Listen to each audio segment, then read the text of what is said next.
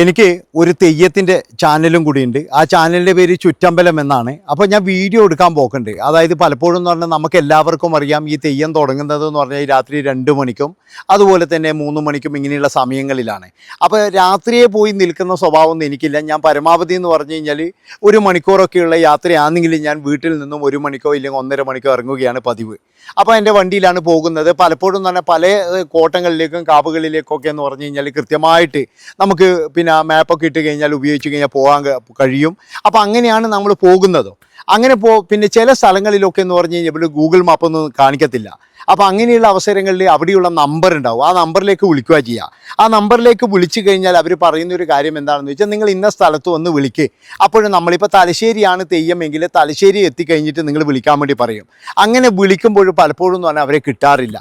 അപ്പോൾ അങ്ങനെ കിട്ടാത്ത ഒരു സന്ദർഭത്തിൽ, അതായത് ചുറ്റും ആൾക്കാരോ കാര്യങ്ങളോ ഒന്നുമില്ല, റോഡുകളിലൊന്നും ഒരു കുഞ്ഞു പോലുമില്ല, ചോദിക്കാനൊന്നുമില്ല, ആകെയുള്ളതെന്ന് പറഞ്ഞു കഴിഞ്ഞാൽ ഭയങ്കരമായിട്ട് അങ്ങോട്ടും ഇങ്ങോട്ടുമുള്ള വണ്ടികൾ മാത്രമാണ്. അതായത് തീയാർകുന്ന് എന്ന് പറയുന്ന ഒരു കാവിലേക്കാണ് എനിക്ക് പോകേണ്ടത്. അത് തലശ്ശേരിയാണെന്നും അറിയാം, വേറെ ഒന്നും അറിയില്ല. തീയാർകുന്ന് അവിടെ ഘണ്ടകർണം തെയ്യമുണ്ട്, അത് കാണാൻ വേണ്ടിയിട്ടാണ് പോകേണ്ടത്.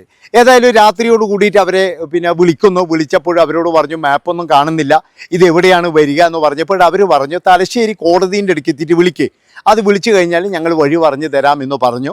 അങ്ങനെ ആ ഒരു വിശ്വാസത്തിൻ്റെ മുകളിൽ ഇവിടുന്ന് 1.5 മണിയോടുകൂടി കണ്ണൂരിൽ നിന്നും യാത്രയാകുന്നു. യാത്രയായപ്പോൾ തന്നെ എന്ന് പറഞ്ഞു കഴിഞ്ഞാൽ ഞാൻ പറഞ്ഞല്ലോ, പൊതുവേ എന്ന് പറഞ്ഞു കഴിഞ്ഞാൽ മൊത്തം ഇരുട്ടായിരിക്കും. അതുപോലെ തന്നെ എന്ന് പറഞ്ഞു കഴിഞ്ഞാൽ ചീറിപ്പായുന്ന മറ്റേ നാഷണൽ പെർമിറ്റ് മാത്രമേ ഉണ്ടാവുള്ളൂ. പിന്നെ വല്ലപ്പോഴും എന്ന് പറഞ്ഞാൽ കാറുകൾ. അപ്പോൾ ഈ പരമാവധി ഞാനൊക്കെ എന്ന് പറഞ്ഞാൽ ഹൈവേ പിടിക്കാറില്ല. അതായത് ഹൈവേയിൽ ഇപ്പോഴും ജോലികൾ നടക്കുന്നതുകൊണ്ട് അവിടെ എപ്പോഴും തന്നെ ഭയങ്കര പൊടിയായിരിക്കും. അങ്ങനെ നമ്മൾ നടാൽ അങ്ങനെ അതുവഴിയാണ് പോവുക. അങ്ങനെ തോട്ടട നടാൽ അങ്ങനെയൊക്കെ പോയിട്ടാണ് നമ്മൾ പോകുന്നത്. ഏതായാലും അവിടെ എത്തി നോക്കുമ്പോഴേക്ക് ഈ ഫോൺ കിട്ടുന്നില്ല. സമയമാണെങ്കിൽ 2:30 മണിയായി. 3:30 മണിക്കാണ്, 3:30-4 മണിയോട് കൂടിയിട്ട് ഈ ഘണ്ടകാരൻ്റെ മുടി ഉയരുകയും ചെയ്യും. അങ്ങനെ ആടുന്ന് ഭയങ്കര ടെൻഷനായി. ഇങ്ങനെ അയ്യോ ഇനി എന്ത് ചെയ്യും, ഇനിയിപ്പോൾ തിരിച്ചു പോകുന്ന പ്രശ്നം വിചാരിച്ചിട്ടല്ല, പക്ഷേ ഈ തെയ്യം കാണാതെ എങ്ങനെ തിരിച്ചു പോകും, തീയാർക്കുന്നെന്ന് മാത്രമേ അറിയുകയും ചെയ്യുള്ളൂ. ചോദിക്കാനാണെങ്കിൽ ഒരു ഓട്ടോറിക്ഷക്കാരനില്ല, അല്ലെങ്കിൽ ഒരു കടക്കാരനോ ഒരാൾ പോലും ആ ഒരു ഏരിയയിലേ ഇല്ല. അങ്ങനെ വളരെയധികം ബുദ്ധിമുട്ടിയിട്ട് ഇങ്ങനെ ഇരിക്കലാണ്. കാരണം ഇത് ആരോട് ചോദിക്കുമെന്നറിയില്ല. സമയമാണെങ്കിൽ ഇങ്ങനെ പോകുന്നത്. നമ്മളിപ്പോൾ തമിഴ്നാടും ആന്ധ്രാപ്രദേശും കർണാടകയെല്ലാം പോകുന്നതിൽ വണ്ടി അങ്ങോട്ടും ഇങ്ങോട്ടും പോകുന്നുണ്ട്, അവരോട് ചോദിച്ചിട്ട് കാര്യമില്ലല്ലോ. അങ്ങനെ കുറേ നേരം ഇരുന്നപ്പോൾ ഏതായാലും കോടതിയിൽ നിന്ന് കുറച്ചുകൂടി മുന്നോട്ട് വന്നപ്പോൾ ഒരു റോഡ് കാണുന്നത്. ഈ റോഡാണോ എന്നുള്ളൊരു സംശയം. ഏതായാലും ആ റോഡല്ല എന്ന് വിചാരിക്കുന്നത്. അതിനുശേഷം എന്ന് പറഞ്ഞു കഴിഞ്ഞാൽ മറ്റൊരു റോഡ്, അതായത് അധികം ആൾക്കാരൊന്നും കാണുന്ന, വെളിച്ചൊന്നും ഇല്ലാത്ത ഒരു റോഡ്, ഒരു എന്താ പറയുക വൃത്തിയൊന്നും ഇല്ലാത്ത ഒരു റോഡാണ്. ആ റോഡിലൂടെ കുറച്ച് ദൂരം പോയപ്പോഴേ ഒരുപാട് നായക്കൂട്ടങ്ങൾ ഇങ്ങനെ നിൽക്കുന്നത്. അപ്പോൾ ഞാൻ തിരിച്ചു വന്നിട്ട് വേറൊരു വഴിയിലൂടെ പോകാൻ നോക്കുമ്പോഴും എനിക്ക് അങ്ങോട്ടും മുന്നോട്ട് പോകാൻ കഴിയുന്നില്ല. ഇതൊരു വലിയ അനുഭവമാണ്. അതായത് നമ്മൾ പറയുന്നില്ലേ, നമ്മളൊരു കാര്യത്തിന് പുറപ്പെട്ട് കഴിഞ്ഞാൽ നമുക്ക് അവിടുത്തെ ദൈവം കൂടെ ഉണ്ടാവും എന്ന് പറയുന്നില്ലേ. ഇപ്പോൾ ഇത്രയും ഭയങ്കരമായിട്ട് എനിക്ക് തോന്നിയ ഒരു ദൈവ സ്പർശത്തിൻ്റെ കാര്യമാണ് ഞാൻ പറയുന്നത്. അപ്പോൾ അങ്ങനെ ഞാൻ കുറച്ചും കൂടി മുന്നോട്ട് നീങ്ങിയപ്പോഴും എന്നെ പുറത്ത് നിന്ന് ആരും പിടിച്ച് വലിക്കുന്ന പോലെ, അതായത് ഇതുവഴി തന്നെയാണ് നിങ്ങൾക്ക് പോകേണ്ടതെന്ന്. അപ്പോൾ എൻ്റെ മനസ്സിൽ എന്ന് പറഞ്ഞു കഴിഞ്ഞാൽ ഘണ്ടകാരനും ആ ആളിക്കത്തുന്ന തീകളും അതുപോലെ തന്നെ എന്ന് പറഞ്ഞു കഴിഞ്ഞാൽ ആ ഇത് തോറ്റങ്ങളും മാത്രമേ ഉള്ളൂ. ഇതിങ്ങനെ ഓർത്തിട്ടാണ് പോവുകയും ചെയ്യുന്നത്. കാരണം എന്താ വെച്ച് കഴിഞ്ഞാൽ എനിക്ക് ഘണ്ടകാരണം തെയ്യം ഭയങ്കര ഇഷ്ടമാണ്. അതുപോലെ തന്നെ നമ്മളെ പ്രേക്ഷകർക്കാണെങ്കിൽ വലിയ ഇഷ്ടമാണ്. ഒരുപാട് ഘണ്ടകർണൻ, അതുപോലെ കണ്ടനാർ കേളൻ, ഇങ്ങനെയുള്ള അതിൻ്റെ ഒരു കഥ വേറെ വരുന്നുണ്ട്. അപ്പോൾ ഘണ്ടകർണൻ പിന്നെ ഇതിന് പോയ ഒരു കഥയാണിത്. അപ്പോൾ അങ്ങനെ പോകുമ്പോൾ ഘണ്ടകർണൻ്റെ ആ ഇത് മാത്രമേ ഉള്ളൂ. എങ്ങനെയെങ്കിലും അവിടെ എത്തുകയും വേണം. പക്ഷേങ്കിൽ ഒരു തരത്തിലും അവരെ വിളിച്ചിട്ട് കിട്ടുന്നില്ല, ഒരാളെ പോലും വഴിയിൽ കാണുന്നില്ല, ചെണ്ട കൊട്ടിൽ കേൾക്കുന്നില്ല, കുറേ കാതോർത്ത് ഇങ്ങനെ അങ്ങോട്ടും ഇങ്ങോട്ടൊക്കെ, പക്ഷേ കടലിൻ്റെ എരുമ്പം മാത്രമേ കേൾക്കുന്നുള്ളൂ. അങ്ങനെ കുറച്ചുകൂടി മുന്നോട്ട് പോകുമ്പോഴേക്കും പിടിച്ച് പുറകുന്ന് വലിക്കുന്ന പോലെ, നിങ്ങൾ ഇതുവഴി തന്നെ പോയിക്കോ എന്ന് പറയുന്ന പോലെ.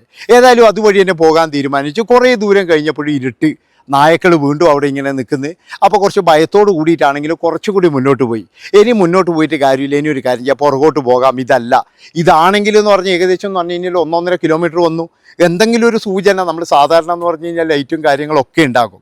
ഇത് ലൈറ്റുകളോ കാര്യങ്ങളോ ഒന്നും ഒരു സൂചന പോലും നമുക്ക് കിട്ടുന്നില്ല. അപ്പോൾ പൊതുവേ എന്ന് പറഞ്ഞാൽ അപ്പോഴേക്കെന്ന് പറഞ്ഞു കഴിഞ്ഞാൽ ഒരു 2:45 സമയം ഇങ്ങനെ പോയിക്കൊണ്ടിരിക്കുക. 3:30 മണിക്കാണ് ഇത് തുടങ്ങുന്നത്. 3:30 എന്ന് പറഞ്ഞാൽ ഒരു 4 മണിയിലാകും. അങ്ങനെ കുറച്ചുകൂടി ഞാനിങ്ങനെ മുന്നോട്ട് പോകുമ്പോഴും എനിക്ക് പിന്നെയും സംശയം, ഇങ്ങോട്ട് പോകണ്ട. ഞാനങ്ങനെ വീണ്ടും നോക്കുമ്പോഴേ ശരിക്കും പറഞ്ഞു കഴിഞ്ഞാൽ ഘണ്ടകർണം നമുക്ക് വഴി കാണിച്ചു തരുന്നില്ലേ, അതേ ഒരു അനുഭൂതിയാണ് നമുക്ക് തോന്നുന്നത്. അതായത് കൃത്യമായിട്ട് നിങ്ങൾ ഇതുവഴി തന്നെ പോകണം, നിങ്ങൾ വേറെ എവിടെയും പോകാൻ പാടില്ല എന്നുള്ള തരത്തിൽ നമ്മൾക്കൊരു വഴി കാട്ടിയിട്ട് ഒരു വെളിച്ചം പോലെ, നമ്മുടെ മുന്നിൽ ഇങ്ങനെ ഒരു വെളിച്ചം പോലെ ഇങ്ങനെ പോകുന്നത്. അത് കൃത്യമായിട്ടെന്ന് പറഞ്ഞാൽ അനുഭവിക്കുന്ന അവർ ഇത് തന്നെയാണ്. ഞാൻ ശരിക്കും പറഞ്ഞാൽ ഇങ്ങനെ ഒരു ഇത്രയും പാട് തെയ്യത്തിന് പോയിട്ടുണ്ടെങ്കിൽ ഇപ്പോഴും എനിക്ക് ഇങ്ങനെ കുളിര് കോരിത്തരിക്കുന്നതായിരുന്നു. അത് പറയുമ്പോഴിങ്ങനെ രോമൽ എണീച്ച് നിൽക്കുന്നതായിരുന്നു. അത്രത്തോളം ഒരു ചൈതന്യം പോലെ നമ്മളിങ്ങനെ കൊണ്ടുപോയിട്ട് ആ ഒരു ഇരുട്ടിലേക്ക് വീണ്ടും നമ്മളെ കൊണ്ടുപോയെന്ന്. അപ്പോഴും എനിക്ക് ഭയം തോന്നി, കാരണം പോണോ, വീണ്ടും എൻ്റെ മനസ്സോട് കൂടിയിട്ട് ഞാൻ പോകുന്നു, കുറച്ച് ദൂരം ഞാൻ പോകുന്നു. അപ്പോഴേക്കെന്ന് പറഞ്ഞു കഴിഞ്ഞാൽ ചെണ്ട കൊട്ടലും ലൈറ്റും കാര്യങ്ങളൊക്കെ ഇങ്ങനെ തെളിയുന്നത്. ഒരു അതിശയം എന്ന് പറഞ്ഞു കഴിഞ്ഞാൽ ഇതൊരു ഭയങ്കരമായിട്ടുള്ളൊരു അതിശയമാണ്. അതായത് ഇത് കൃത്യമായിട്ട് ഞാൻ പറഞ്ഞില്ല ഇവ ചൈതന്യം ഉണ്ടാവും എന്നൊക്കെ പറയുന്നില്ല, അതേപോലെ ഒരു ഇതാണ് നമ്മൾ കാണണമെന്ന് വിചാരിച്ചു കഴിഞ്ഞാൽ അവിടെ എത്താൻ പറ്റുമെന്ന് എനിക്ക് ഒരു ഇതുമില്ലായിരുന്നു. കാരണം എന്താണെന്ന് വെച്ചാൽ ഇവർ ഫോൺ എടുക്കാത്തപ്പോൾ തന്നെ ഫോൺ എടുത്തിട്ട് ഇന്ന റോഡിലേക്ക് നിങ്ങൾ വന്നാൽ മതി എന്ന് പറഞ്ഞു കഴിഞ്ഞാൽ നമുക്കൊരു സമാധാനമാണ്. പക്ഷേങ്കിൽ നമുക്ക് അവർ ചിലപ്പോൾ ഇത് കേൾക്കുന്നുണ്ടാവില്ല. ഈ ചെണ്ടേൻ്റെ സൗണ്ടും കാര്യങ്ങളൊക്കെ ഉള്ളപ്പോൾ ഇത് ചിലപ്പോൾ അവർ കേൾക്കില്ല. അതുകൊണ്ട് തന്നെ എന്ന് പറഞ്ഞു കഴിഞ്ഞാൽ അവിടെ നിന്നിങ്ങനെ പരിങ്ങി കളിക്കുമ്പോൾ നമ്മൾ ആ ഒരു വഴിയിലൂടെ, ഞാൻ ഒരിക്കലും പോകാത്തൊരു വഴിയാണ്. സാധാരണ എന്ന് പറഞ്ഞാൽ അതിൻ്റെ 2 വഴി ഞാൻ കണ്ടിട്ടുണ്ട്. അവിടെയൊക്കെ നല്ല ലൈറ്റ് ഉണ്ട്, അതുപോലെ തന്നെ എന്ന് പറഞ്ഞാൽ നല്ല റോഡും കാര്യങ്ങളൊക്കെ ഉണ്ട്. ഇത് നല്ല റോഡും ഇല്ല, ലൈറ്റും ഇല്ല, ഒരു ഇതും ഇല്ലാത്ത ഒരു വഴിയിലൂടെ നമ്മളെ കൊണ്ടുപോയിട്ട് കൃത്യമായിട്ടും ആ ഒരു സമയം, അതായത് ഞാൻ അവിടെ എത്തിയിട്ട് ഒരു 10 മിനിറ്റ് കഴിഞ്ഞപ്പോൾ ഘണ്ടകാരൻ്റെ മുടി ഉയർന്നു, അതുപോലെ തന്നെ തെയ്യം നല്ല രീതിയിൽ കാണാൻ സാധിച്ചു. അങ്ങനെ വളരെ സന്തോഷകരമായിട്ട് ഘണ്ടകാരൻ്റെ വീഡിയോ ഷൂട്ട് ചെയ്യുന്നു. ആ ഷൂട്ടിങ്ങൊക്കെ കഴിഞ്ഞ് നല്ല സന്തോഷത്തോട് കൂടിയിട്ട് അവിടുന്ന് വരികയും ചെയ്തു. പിന്നെ അത് മാത്രമല്ല, നമ്മളിങ്ങനെയുള്ള ഈ തെയ്യങ്ങൾക്കൊക്കെ പോകുമ്പോൾ അവിടെ ഒരുപാട് ആൾക്കാരുണ്ടാകും. അതായത് കമ്മിറ്റിക്കാരായാലും പിന്നെ എന്ന് പറഞ്ഞു കഴിഞ്ഞാൽ അവിടുത്തെ നാട്ടുകാരായാലും അങ്ങനെയുള്ള ഒരുപാട് ആൾക്കാരുണ്ടാകും. പിന്നെ ഈ ഒരുപാട് ഇംഗ്ലീഷുകാർ ഇപ്പം നമ്മുടെ നാട്ടിലേക്ക് തെയ്യം കാണാൻ വരുന്നുണ്ട്. പിന്നെ എന്ന് പറഞ്ഞാൽ കന്നഡക്കാർ, അങ്ങനെയുള്ള തമിഴ്നാട്ടിൽ നിന്ന് അവിടെ നിന്നൊക്കെ എന്ന് പറഞ്ഞു കഴിഞ്ഞാൽ ഈ തെയ്യം കാണാൻ വരുന്നവരുണ്ട്.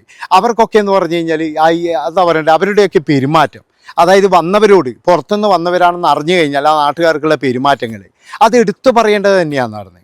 കാരണം എന്താണെന്ന് വെച്ച് കഴിഞ്ഞാൽ വളരെയധികം സന്തോഷത്തോട് കൂടിയിട്ട് എല്ലാ സ്ഥലത്തുനിന്നും ചായയും കാര്യങ്ങളും, കാരണം അവർക്കറിയാം നമുക്ക് വീട്ടിൽ പോയിട്ട് കുടിക്കാനുള്ള ഇതില്ല. ഇപ്പോൾ ഒരു ഇംഗ്ലീഷുകാരൻ വന്ന് അവിടെ ഇരിക്കുന്നുണ്ടാകും, ഇല്ലെങ്കിൽ ഒരു കന്നഡക്കാരൻ അവിടെ വന്ന് ഇരിക്കുന്നുണ്ടാകും, അയാൾക്ക് വീട്ടിൽ പോയിട്ട് കുടിക്കാൻ കഴിയില്ല.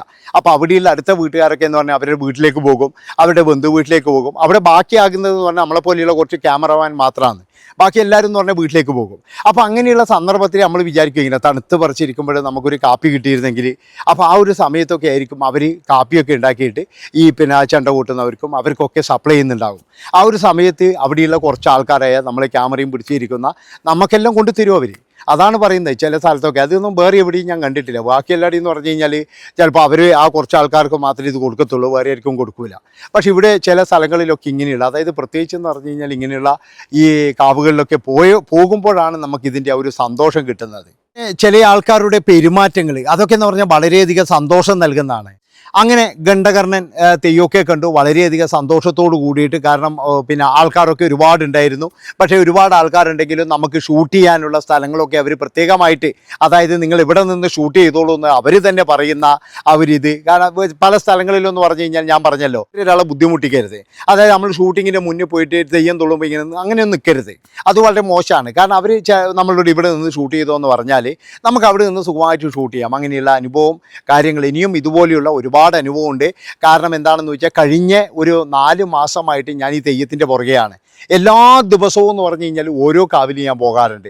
അതായത് കണ്ണൂർ, കാസർഗോഡ്, കോഴിക്കോട് ഈ ജില്ലകളിലുള്ള പല കാവുകളിലും ഞാൻ എത്തിയിട്ടുണ്ട്. അതൊക്കെ എന്ന് പറഞ്ഞാൽ പരമാവധി ഞാൻ പോയിരിക്കുന്നതെന്ന് പറഞ്ഞാൽ രാത്രി 12 മണിക്ക് ശേഷമാണ്. അതുകൊണ്ട് തന്നെ എന്ന് പറഞ്ഞാൽ രാത്രി കാലങ്ങളിൽ ഇതുപോലെ പോകുമ്പോഴുള്ള എൻ്റെ അനുഭവമാണിത്. ഇത് നിങ്ങൾക്ക് ഇഷ്ടപ്പെട്ടിട്ട് നിങ്ങൾ ഷെയർ ചെയ്തു. അതുപോലെ തന്നെ ഇങ്ങനെയുള്ള അനുഭവങ്ങൾ ഇനിയും ഉണ്ട്. എനിക്ക് ഒരുപാട് കാവുകളുടെ ഒരുപാട് നല്ല നല്ല കഥകൾ പറയാനുണ്ട്. അപ്പോൾ എല്ലാം ഈ ചാനലിൽ വരുന്നതായിരിക്കും. നിങ്ങളെല്ലാവരും കാണുക, കണ്ട് പ്രോത്സാഹിപ്പിക്കുക. Bye bye.